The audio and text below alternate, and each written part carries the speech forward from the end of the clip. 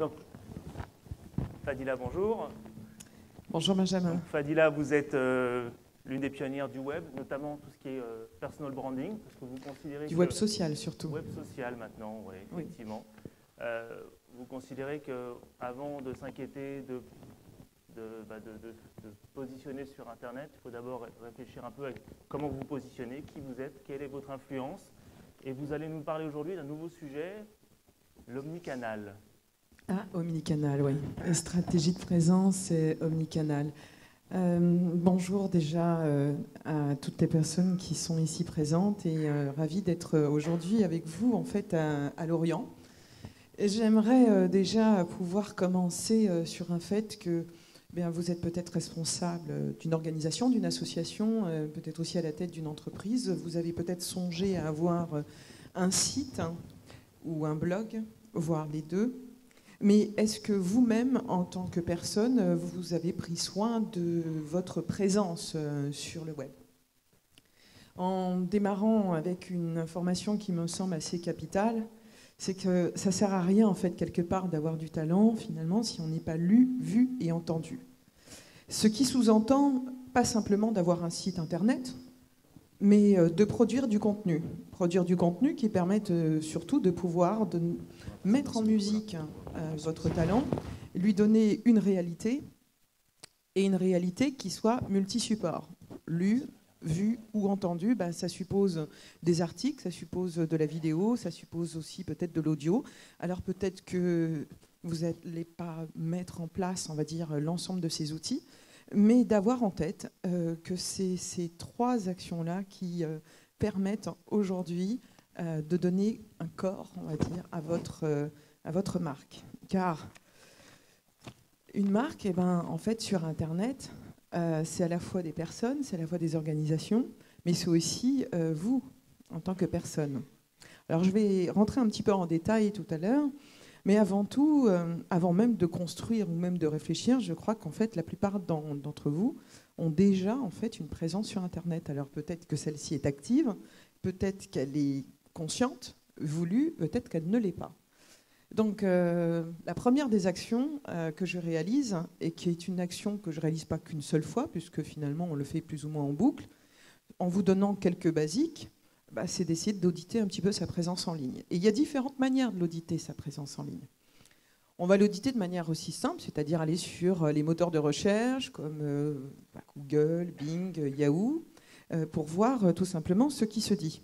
D'ailleurs, question que je pose à chaque fois, parce que j'adore voir les mains se lever, enfin, surtout les mains ne pas se lever, qui n'a jamais tapé un nom sur un moteur de recherche ? Donc on est d'accord. Vous êtes tous d'accord que c'est une habitude qu'on a tous de faire des recherches sur des fournisseurs, sur des personnes qu'on connaît, sur son voisin peut-être, sur des collaborateurs, voire taper également son nom, son propre nom. Alors sachez qu'il n'y a pas que les moteurs de recherche, il y a aussi les métamoteurs. Alors peut-être que vous en connaissez certains. Moi, je vous ai sélectionné à chaque fois au minimum 2 outils. J'essaye aussi de privilégier de temps en temps les startups françaises. Donc vous avez 2 métamoteurs qui sont sur des recherches de personnes, qui sont 1, 2, 3 People et YouSeeMe, mais vous en avez plein d'autres, qui vous permettent de pouvoir faire une recherche spécifique sur un nom et un prénom. Alors vous allez très très vite constater que ces outils ne sont pas forcément à jour. J'entends par là qu'ils font remonter des informations qui sont libres, on va dire, et accessibles sur le web, mais pas forcément les dernières informations. Parfois même, il y a des informations qu'on n'a pas, des profils qui n'apparaissent pas. Il y a surtout aussi vos homonymes qui sont mélangés. Il n'y a aucun outil pour le moment qui sait faire la répartition. Alors s'il n'y a aucun outil qui sait faire la répartition, ça vous donne déjà un indice, c'est que faire un travail autour de ces homonymes, c'est un bon moyen aussi de travailler en fait son facteur différenciant.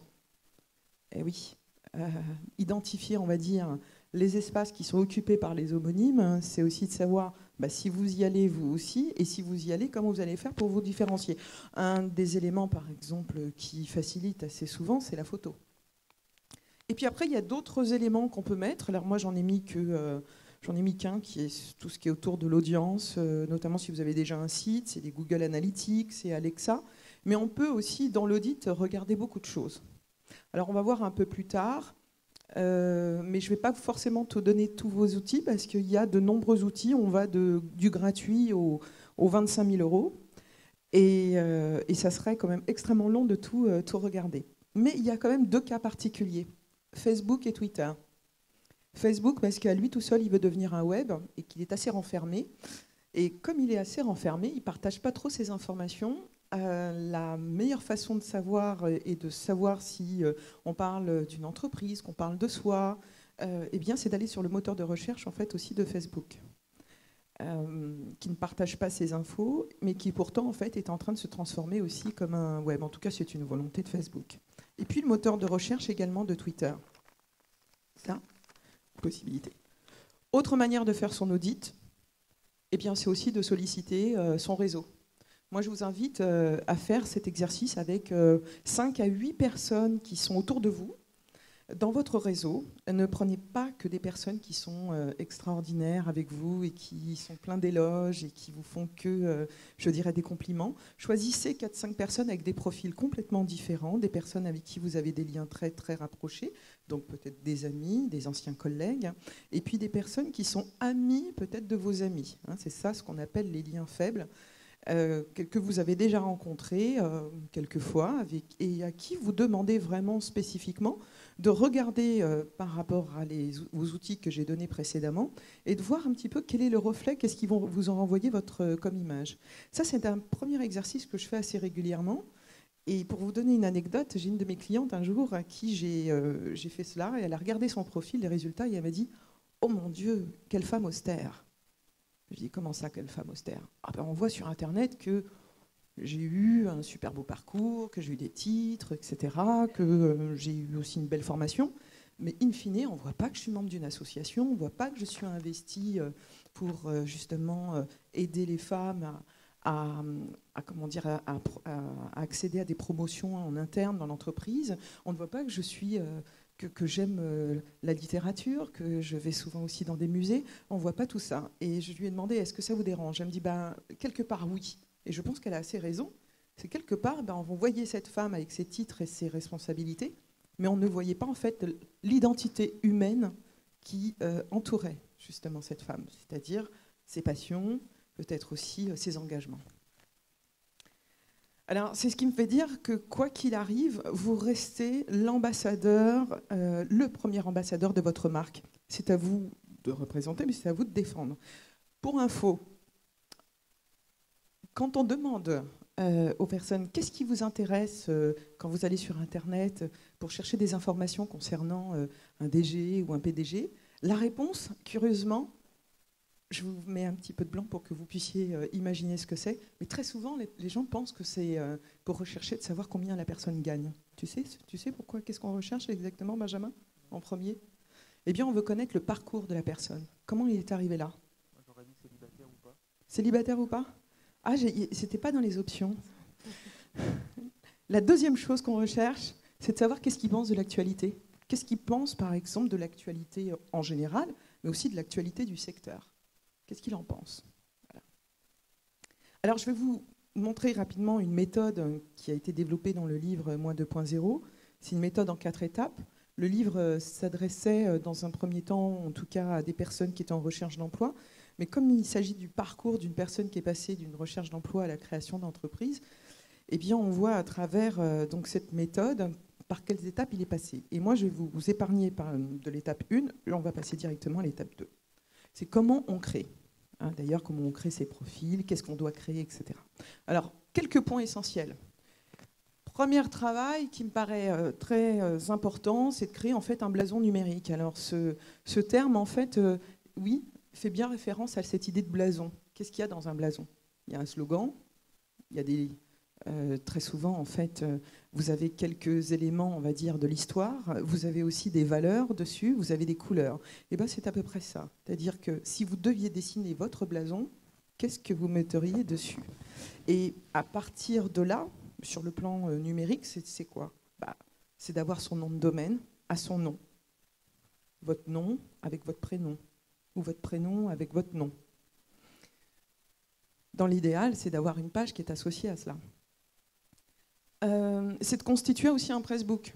C'est d'avoir aussi cette démarche.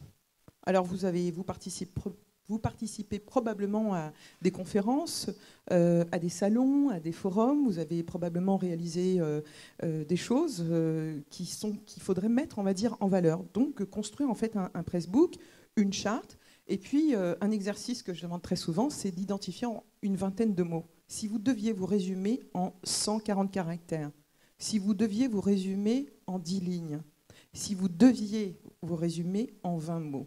Voilà, des exercices qui permettent de se préparer justement à faire du networking, mais également à remplir tous ces profils. Alors on peut avoir un site ou un blog. Je vous ai cité deux outils qui me paraissent aujourd'hui extrêmement utilisés, mais il y en a d'autres. Construire aussi du contenu. Alors un contenu, par exemple, qui me semble vraiment indispensable, c'est une photo. Oser, en fait, vraiment prendre le temps de faire une vraie photo professionnelle. Tu as une photo professionnelle, Benjamin ? T'en as plein. Ah ouais, et oui, il en a plein parce qu'à chaque fois qu'il doit remplir, ne serait-ce que faire une interview, on lui demande une photo. Et puis, sur tous les profils, on vous demande une photo. Et en même temps, faire une vraie photo professionnelle, ça se voit. On voit la différence entre une photo où on a pris soin de soi et de son image. On crée aussi des groupes, éventuellement. On n'est pas obligé. Moi, je pense qu'il n'y a aucune obligation à créer un groupe. En revanche, d'avoir quand même quelques profils. LinkedIn, Viadeo, les deux réseaux sociaux les plus connus en France. Il y en a un qui est français et qui s'internationalise et l'autre qui est plutôt international. Et c'est LinkedIn. En fonction de là où se trouve votre réseau, vous pouvez en fait choisir l'un ou l'autre et surtout par rapport aussi à votre projet. Google+, aujourd'hui, ce n'est pas vraiment encore un réseau social au même titre que Facebook. On va plus le ranger dans un réseau professionnel. Google+, aujourd'hui, quelque part, c'est l'épine dorsale de toutes les applications de Google. Et puis Twitter, qui est l'AFP des communicants. Alors, est-ce qu'on doit avoir tous ces outils-là ? Non, je ne suis pas persuadée. Je pense que s'il y a une priorité ici à donner d'un point de vue professionnel, c'est au moins un profil sur LinkedIn ou Viadeo. Ensuite, c'est construire des supports, avoir une approche multi-support. Ça veut dire utiliser différents médias. Très souvent, on vous parle des réseaux sociaux et des médias sociaux. Pour faire un peu la distinction, les réseaux sociaux font partie de la famille des médias sociaux. Mais en fait, on pourrait dire même carrément que tout le web est un réseau social. Dans les médias sociaux, vous avez un certain nombre d'outils qui peuvent aussi vous plaire. Je ne sais pas si vous êtes plutôt image, si vous aimez dialoguer avec l'image et communiquer, vous pouvez utiliser Instagram aujourd'hui qui est très pratique. Pinterest aussi qui est très apprécié, notamment dans le e-commerce et dans le luxe, même dans le e-tourisme aussi. La photo, la vidéo, tous ces outils-là peuvent vous permettre effectivement d'animer votre marque et de pouvoir communiquer. Car quand on est sur les réseaux sociaux, à un moment donné, il faut quand même dynamiser ses profils. Alors ça peut être du contenu que vous allez vous-même produire, mais ça peut être aussi du contenu que vous allez aussi récupérer, je ne sais pas moi, sur des sites ou sur des blogs. Alors quand je dis récupérer, c'est pas les prendre, on conserve toujours la source, mais c'est surtout pour pouvoir alimenter vos profils en ayant surtout un avis à donner. Donc quand on poste un lien parce qu'il y a un article ou il y a une étude qui a été faite, on peut, en l'espace de 1 à 2 lignes, donner son avis pour dire exactement ce que l'on pense, ce qu'on a retenu. C'est plutôt apprécié. C'est une bonne manière, on va dire, de travailler son réseau. Alors, travailler son réseau, ça veut dire aussi qu'on sait aussi ce qu'il veut, son réseau. On sait ce qu'il attend. Donc, il est assez judicieux, dans l'ensemble de vos réseaux, de pouvoir, en fait, créer des listes. Créer des listes en fonction des thématiques. Alors, exemple, aujourd'hui, vous êtes là, dans un événement, vous allez probablement tout à l'heure prendre un café, échanger quelques cartes de visite, profitez-en sur la carte de visite pour indiquer le lieu, pour indiquer aussi l'événement en question, et peut-être aussi mettre quelques éléments lors de la discussion. En fonction du métier de la personne, de ce qu'elle fait, de ses projets, de ce que vous avez pu échanger, vous allez peut-être tout simplement retenir, ou en tout cas vous donner cette ambition de retenir au moins une thématique. Réflexe, c'est en tout cas comme ça que j'ai développé mon réseau. C'est à chaque fois que j'allais dans un événement, que je rencontrais des personnes, j'allais sur LinkedIn et Viadeo et je me connectais, on va dire, avec ces personnes-là. J'annotais quelques éléments, les éléments que je viens de vous donner.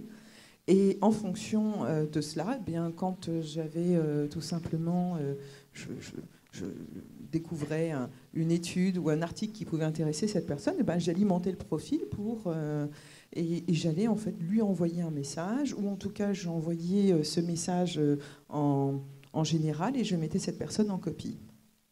Donc c'est une façon aussi de pouvoir communiquer.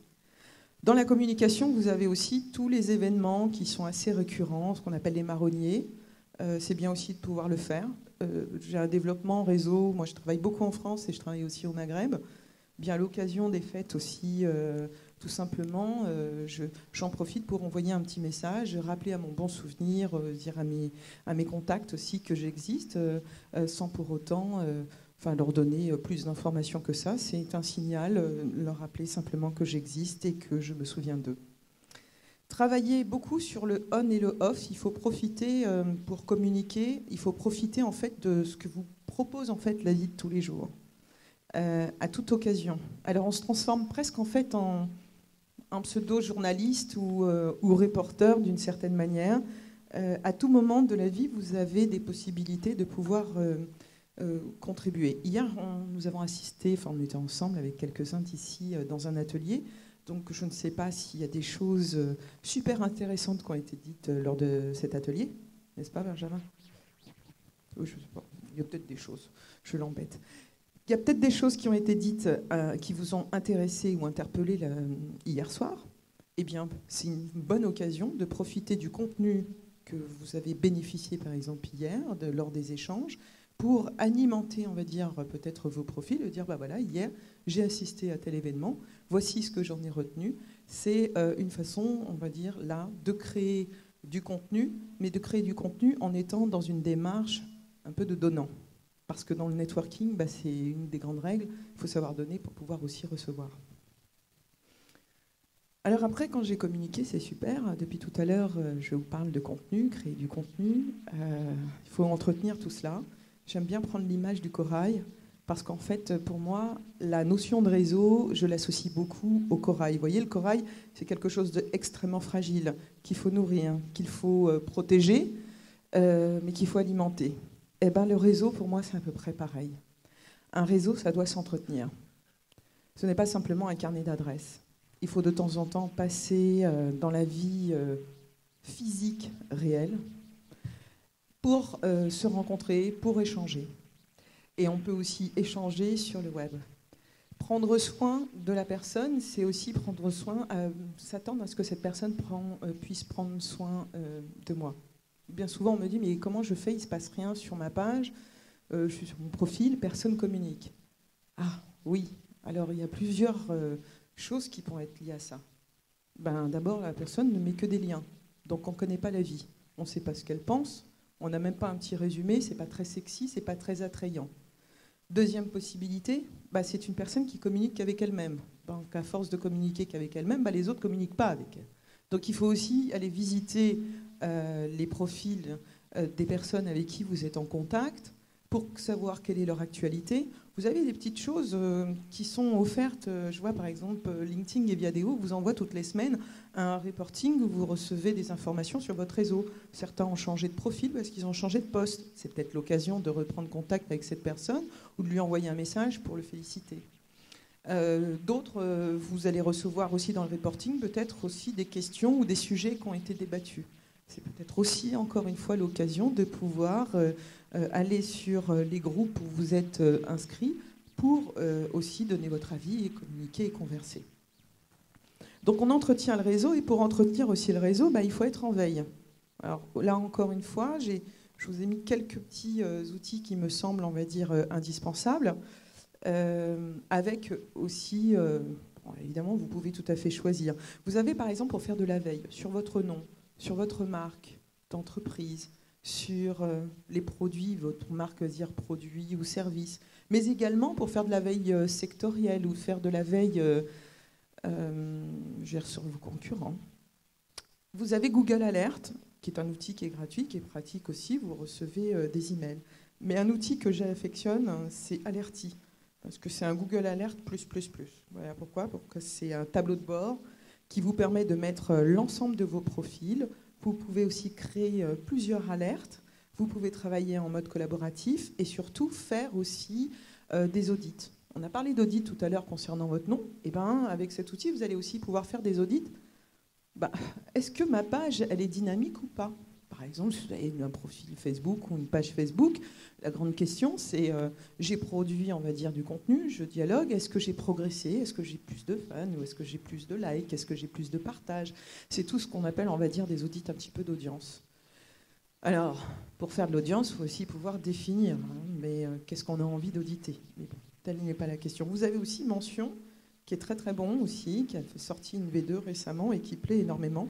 Vous avez aussi ce qu'on appelle de la curation. Alors là, la curation, c'est que vous mettez des mots-clés et Scoopit ou Compound Trees vont vous proposer en fait des veilles qui ont été réalisées par d'autres, entre autres.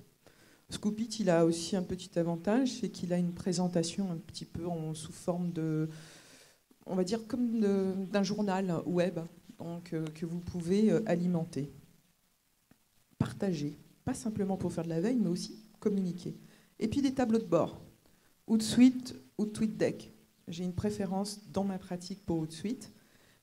Qu'est-ce que c'est que ces tableaux de bord ? Ce sont des outils qui me permettent de pouvoir gérer des listes sur Twitter, des groupes de discussion, des hashtags. On vous a dit tout à l'heure des mots-clés.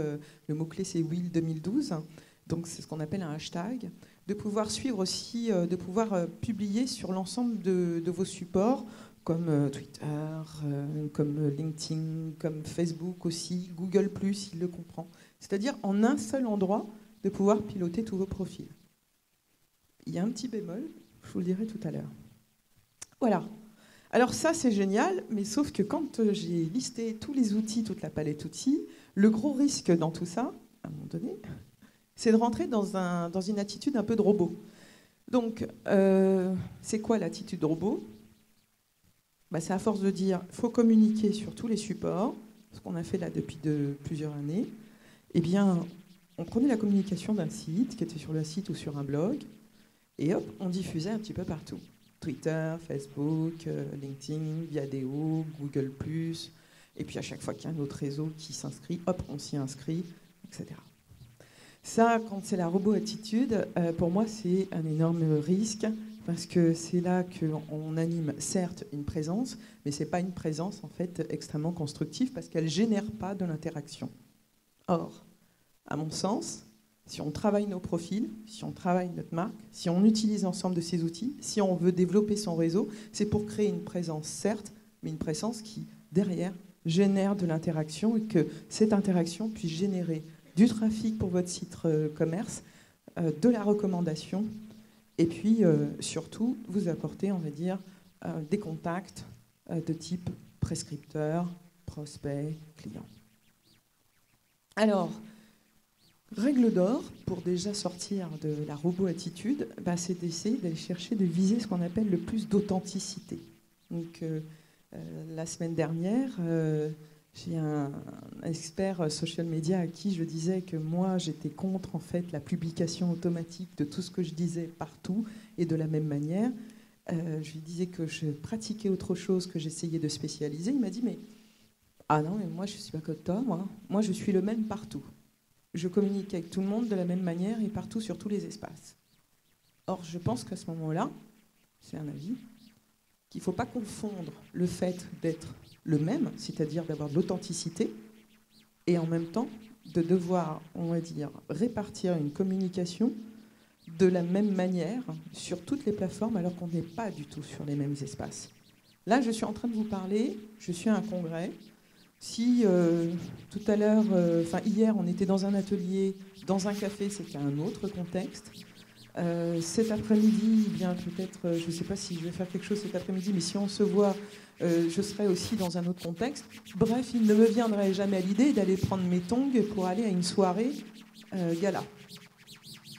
J'adopte un dress code. Si j'adopte un dress code, quand je vais... j'aime bien parce qu'il y a des petits oiseaux, c'est sympa. Je ne sais pas si c'est des oiseaux, mais... Alors, j'adopte un dress code. Je pense que ça vous parle, ça, non? Vous vous êtes déplacé en fonction de l'espace, en fonction de votre cible. Bon. Il y a un code de communication, il y a un code vestimentaire, etc. Donc, je vais plutôt travailler ça. Mais pour travailler cette authenticité, faire en sorte, premièrement, que je sois authentique dans ma manière de faire, être moi, c'est-à-dire même aussi dans ma diversité, pour que je sois aussi, surtout, si vous voyez l'homme qui est en l'image, vous voyez bien que je vous ai mis un homme en chair et en virtuel. Hein. C'est pour vous dire qu'aujourd'hui, il faut vraiment s'enlever cette idée de la tête que le web soit un autre monde ou un autre espace. Nous avons exactement le même monde. Le web et la vie physique sont réels et sont de plus en plus deux couches superposées, pas deux mondes. Plus vous allez en avance et plus vous allez voir qu'il y a de moins en moins de différences entre le web et la vie physique. Et je crois que de toute façon, cet après-midi, vous allez en avoir l'occasion, puisqu'on va même vous parler des actions qui sont faites dans la vie physique. Cette authenticité, je la travaille grâce à l'étape 1, que j'ai zappé tout à l'heure, et que très souvent on zappe. C'est de travailler avant tout sur sa marque et la création de sa marque. De savoir exactement qui vous êtes. Rappelez-vous tout à l'heure ma cliente qui disait qu'elle était austère et qu'on ne disait pas un certain nombre de choses sur elle. Pourquoi ? Parce qu'elle a fait la même démarche que tout le monde, c'est créer un profil, mettre son diplôme, mettre ses titres, mettre, on va dire, des informations concernant son activité professionnelle et s'arrêter à là. Et ce qu'elle n'a pas du tout travaillé, c'est tout autour du blason, ce qui est de l'ordre de l'identité, des valeurs et de son histoire. Qu'est-ce qu'on a envie de raconter, qu'est-ce qu'on a envie de partager. Je vous disais tout à l'heure ce qui intéresse la plupart des internautes quand ils vont chercher des profils sur les PDG ou les DG, la plupart du temps, c'est pour connaître quel est leur parcours, qu'est-ce qu'ils pensent aussi de l'actualité. Qu'est-ce qu'ils pensent de l'actualité, c'est quoi? C'est connaître aussi non seulement les valeurs, mais aussi qu'est-ce qu'ils pensent, on va dire, de l'avenir. Donc, c'est de travailler ça. Alors, si vous devez retenir une chose parmi ce que je vous liste là, c'est notamment les promesses. Qu'est-ce que vous souhaitez promettre? Qu'est-ce que vous êtes... qu'est-ce que vous... excusez-moi. Quel est le résultat que vous souhaitez, on va dire, partager? Quel est votre slogan? Voilà. Ça, sont des questions importantes. En plus de faire une cartographie d'influence, parce que ça aussi, ça aide, de savoir avec qui on veut se connecter. On ne se connecte pas simplement avec les clients. La première action que tout le monde fait dans les réseaux sociaux, c'est se reconnecter avec des personnes qu'on a déjà connues. Ce n'est pas forcément des clients, c'est souvent en fait des ex-collègues. Ah, c'est fini? Oui, on ferme. Ah non, ça va revenir, mais... Ok. Et de toute façon, il me reste 2 minutes, là. Bon, c'est... Hop, je termine. Alors... Ça revient en fait à ce que je voulais te dire par rapport au omnicanal. Là, je ne sais pas où on est. Il manque un slide, il me semble. Avant. Oui, mais ça, c'est le début, ça. Je touche plus à rien. J'en étais où? J'en étais où, là? J'ai fini avec... Ah, c'était le slogan. Oui, voilà. La promesse, le slogan, travailler, on va dire, aussi sa bio. Hein, donc en fait, la première action, c'est de lâcher le web en fait. C'est faire une introspection sur soi. Travailler, on va dire, sur soi. Donc, qui je suis dans ma globalité. Et sa cartographie d'influence, c'est le pro, le perso, c'est tout mélanger. La cartographie d'influence, c'est tout ce qui est de l'ordre du professionnel et du perso, public, qui pourrait être public. Tout ce qui va me rendre notamment humaine. J'aime la musique, j'aime le théâtre, je vais au musée. Toutes ces choses-là sont des choses qui sont de l'ordre de l'humain. Vos actions autour d'associations, vos engagements peut-être, tout ce qui est de l'ordre aussi tout simplement de vos passions. Et de pouvoir aussi identifier tout ce que vous n'allez pas partager.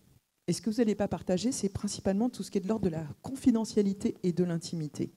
Alors je dis, vous n'allez pas partager, vous n'allez peut-être pas les partager, ou vous allez les partager peut-être aussi dans des profils qui sont un peu plus sécurisés. À vous de choisir, on va dire, où est-ce que vous avez envie de le faire. C'est aussi de pouvoir identifier aussi toutes les personnes qu'on a pu et toutes les thématiques qui aujourd'hui nous mettent en dynamique, je ne sais pas, sur des thématiques sectorielles, paraprofessionnelles, professionnelles, d'identifier en fait tout cela parce que ça va nous aider plus tard à constituer en fait notre réseau et à surtout à cartographier. Et donc pour finir, pour moi, le travail autour de la présence sociale revient à se créer en fait tout un univers. C'est si je devais reconstituer mon univers public, professionnel et personnel, comment je le dessinerais? Quelle couleur il aura? Quels sont les thèmes qui sont associés? Et tout cela, ça va vous aider en fait à avoir une démarche qu'on appelle omnicanal. Beaucoup pensent que, eh bien, tout simplement, il faut disperser toute sa communication sur l'ensemble des réseaux, alors que moi, je suis persuadée qu'il faut identifier les réseaux en fonction de leur identité. Je vais vous donner un exemple. Sur Facebook, j'ai une page Facebook et j'ai un profil Facebook. D'autres ont fait le choix d'avoir un profil Facebook avec des publications qui sont publiques et d'autres qui sont privées. Sur cette page, je sais que sur Facebook, ce qui marche, ce sont les images, avant tout. Un peu les vidéos, très peu le texte. Et quand il y a du texte, ce qui fonctionne, c'est qu'il faut qu'il soit très court et qui interpelle votre réseau. C'est souvent du je et du vous. Je pense que ce sont des avis qui sont assez tranchés, c'est-à-dire accompagnés d'une émotion. Tout ce qui est un petit peu inodore et sans saveur, en fait, ne passe pas beaucoup. Et puis, il faut privilégier des heures. Facebook, à 9h du matin, ça marche bien, il y a du monde. Et ça marche aussi très très bien à partir de 21h, parce qu'il y a aussi beaucoup de monde. Alors, il y a des tranches d'horaire autour de midi aussi, quelques passages, mais ce n'est pas forcément tous les jours, on va dire, idéal. Par contre, quand j'avais communiqué sur LinkedIn et Viadeo, ce que j'ai remarqué, c'est que les gens y allaient au moins une fois par semaine. Sur LinkedIn et Viadeo, je ne vais pas communiquer sur tout et tout. C'est un carnet d'adresses vivant.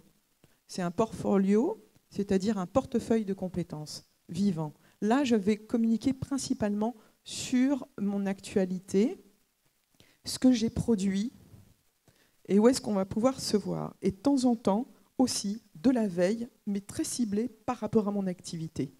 Alors quand je dis très ciblée, c'est pour dire qu'il y a une totale différence avec Twitter. Twitter, c'est là où je vais tout pousser, en fait, toutes les informations dans dispatcher, un petit peu pour renvoyer vers peut-être le profil Facebook, vers Instagram, ou vers Google+, ou vers LinkedIn, vers mon blog. C'est-à-dire que c'est comme si vous voulez, si vous deviez dessiner un hub, le Twitter, vous pouvez le mettre, on va dire, en zone centrale, quelque part.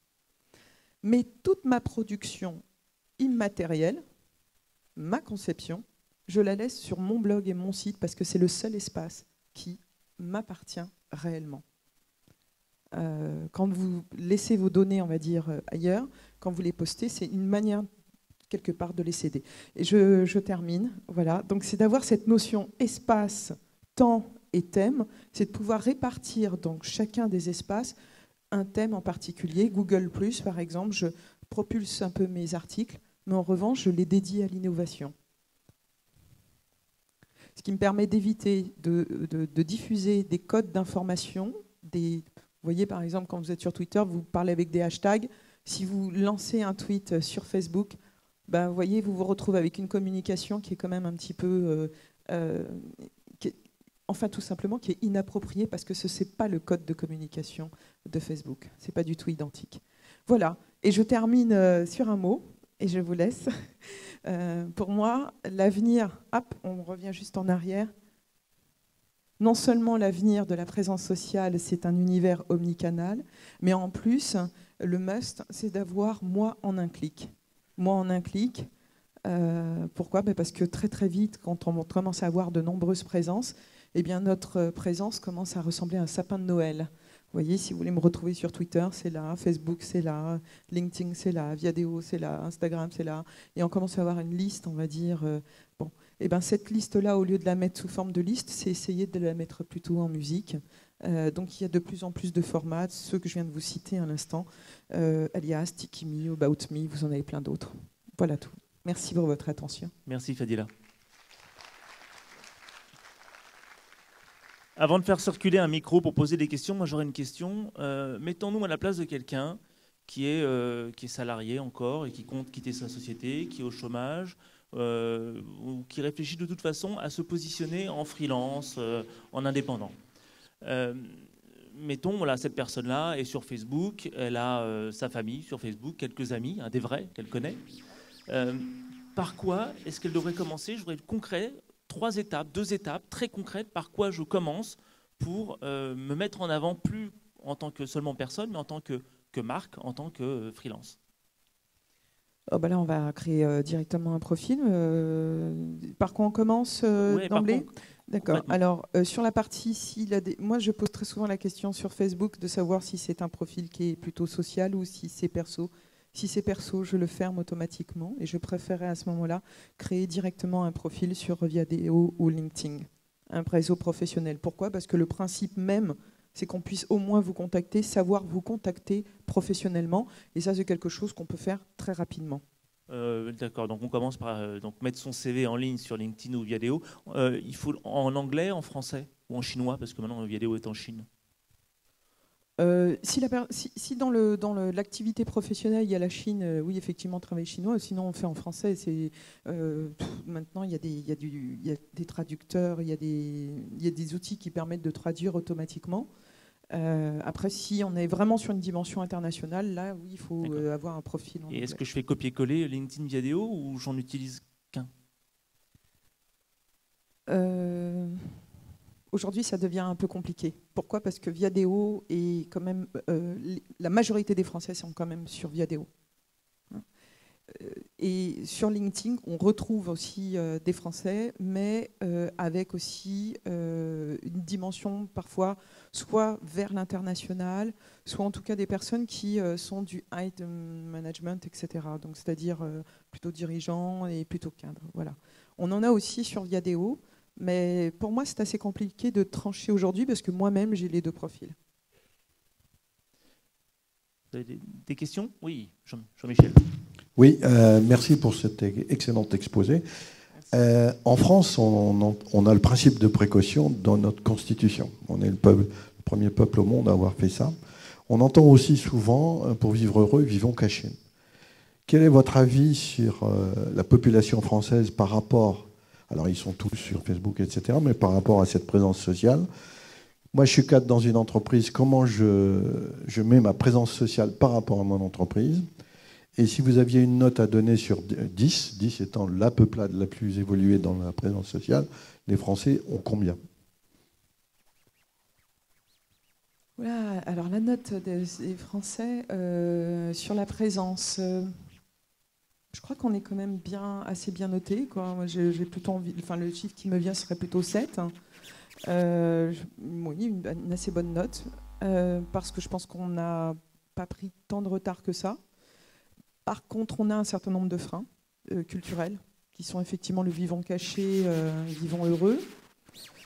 Alors on peut le prendre comme un frein aussi, comme un principe. Moi, je ne suis pas là non plus pour complètement le lever, mais c'est sûr que le web vient en contradiction avec certains de ces principes-là. Et en même temps, ne parlons pas de politique, c'était aussi un principe français. Or, aux dernières élections françaises, on a bien vu que les gens... osaient même porter un avatar avec le slogan de leur candidat préféré. Je vis caché, mais j'ai décidé de choisir ce qui était caché. Moi, ce que j'invite à faire aujourd'hui, c'est de travailler sous forme de curseur.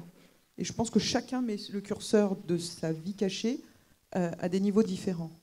Par contre, ce que je disais tout à l'heure, c'est que tout ce qui a été de l'ordre de l'engagement, des activités sociales, des passions, il n'y a pas trop de risques sur ce plan-là.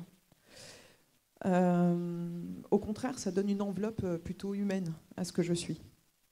Et ça, souvent, on l'omet, voilà, qu'on n'est pas obligé de communiquer que sur le professionnel, même pour avoir un aspect professionnel. Et ce n'est pas parce que je parle d'une passion que pour autant je ne suis pas professionnel, parce que même une passion, je peux donner aussi ma dimension, peut-être aussi mes compétences, à travers en fait la manière dont je vais le partager.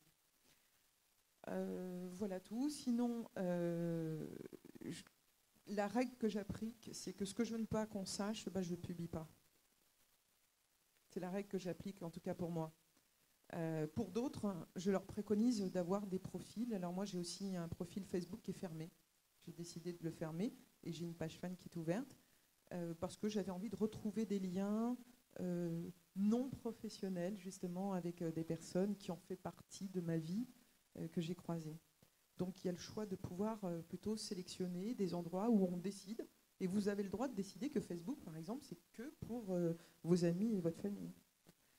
Troisième niveau, c'est que je pense que nous allons aller aussi vers un web qui va être payant pour ceux qui voudront protéger leurs données, tout simplement. Tous les outils qu'on utilise aujourd'hui, qui sont quasiment gratuits, sont des outils qui exploitent nos données. Alors, c'est pas forcément de l'exploitation machiavélique, hein, je veux dire, quand je dis exploiter, c'est... 1, 2, 3 people, un petit peu quand même. Oui. 1, 2, 3 people, ils ne font que remonter des informations qui sont publiques. Ils n'ont pas volé des données. Ils scrutent le web pour faire remonter. Donc c'est à nous de gérer ce qui est en fait des informations publiques. Par contre, ce qu'ils font, c'est qu'il y a de la publicité qui est autour. Ça, c'est le business même de Google. Voilà. Je ne sais pas si j'ai répondu à toutes les questions, Jean-Michel. Je vais essayer. Et les cadres en entreprise? Ah oui, cadre en entreprise. Alors là, c'est un grand débat qui a de plus en plus. L'entreprise s'intéresse en fait à la présence sociale de leurs collaborateurs. Différentes raisons. Soit animées par peut-être la peur. Et donc, dans ces cas-là, ils verrouillent les médias sociaux et très souvent, ils mettent en place en fait des chartes, mais qui sont plutôt des interdictions. C'est-à-dire, on ne fait pas ci, on ne fait pas ça. Pourquoi ? Parce que les entreprises ont très bien compris aujourd'hui que l'espace web, il n'y a plus de frontières, donc il n'y a plus de distinction entre le collaborateur lorsqu'il est en vacances et en repos et le collaborateur lorsqu'il est en entreprise. On ne fait pas la distinction quand on le voit sur Internet. Quelque part, le capital sympathique qu'il développe sur le web est associé à l'entreprise. Il y a des entreprises qui font ça, comme il y a des entreprises aujourd'hui qui sont en train plutôt d'entrer dans une démarche avec une charte, certes, mais une démarche qui s'accompagne de « et si tous les collaborateurs étaient des ambassadeurs de l'entreprise ?» Comment on peut les initier, on va dire, à l'identité numérique, à la gestion de la réputation, aux enjeux de la réputation tant pour eux que pour celle de l'entreprise, et comment on peut créer, on va dire, une forme de co-responsabilité. Très bien, merci. Une dernière question ? Une dernière question, oui.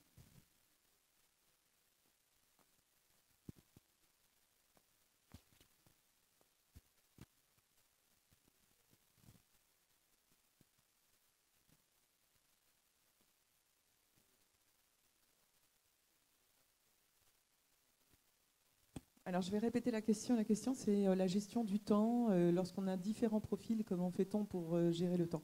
J'ai donné une petite indication tout à l'heure. Je ne l'ai pas fait pour tous les réseaux, notamment sur Facebook, quand je vous parlais un petit peu des horaires, en vous disant qu'il y avait un peu plus de monde vers 9h du matin, et puis aussi vers 21h ou le soir, et aussi le week-end d'ailleurs sur Facebook.